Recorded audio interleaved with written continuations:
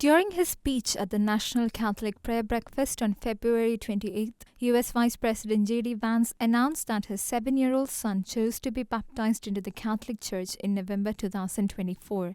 Sharing the news, he said, quote, "The thing that I was most excited about in November of 2024 is that the week after we won the election, my son chose to be baptized in the Christian faith."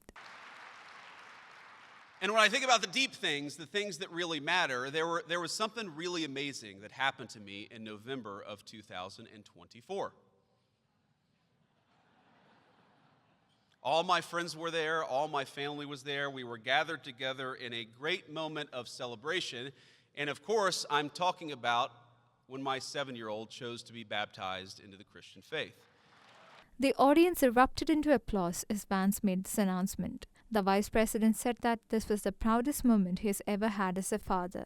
He mentioned that his child took it very seriously and was curious about all that he had to do and say on the occasion. And when I talk about the deep things, the important things, that's what I'm talking about. Of course we care about our economic indicators, and of course we care about the wages of our citizens. We care about those things because when our people are doing better, they can have the kinds of moments that promote the kind of flourishing that all of us believe is the very core of a good human life. And that, of course, in my case, was watching my little 7-year-old son become baptized. J.D. Vance converted to Catholicism in 2019, and his speeches and statements upholding the Catholic faith and its teachings continue to make headlines worldwide. Last month, he condemned the United Kingdom's decision to prosecute Adam Smith Connor, an Army veteran who was quietly praying outside an abortion clinic. He criticized this action before European leaders at the Munich Security Conference. He also spoke forcefully against atheism during the International Religious Freedom Summit in Washington, D.C.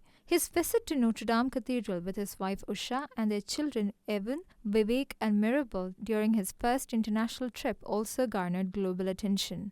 Vance reiterated President Trump's commitment to defending religious liberty and the rights of conscience during the National Catholic Prayer Breakfast. He also noted that Christian communities have historically borne the brunt of failed American foreign policy and promised to usher in change through a foreign policy oriented towards peace. The young vice president also spoke about his spiritual journey, acknowledging that while he remains an imperfect Christian, he feels that God is transforming him daily through the sacraments. As the first Catholic convert to serve as Vice President of the United States and as a father of 3 who prioritizes taking his children to Sunday Mass and raising them in the Catholic faith, J.D. Vance is emerging as an exemplar of a father fulfilling his responsibilities to both man and God.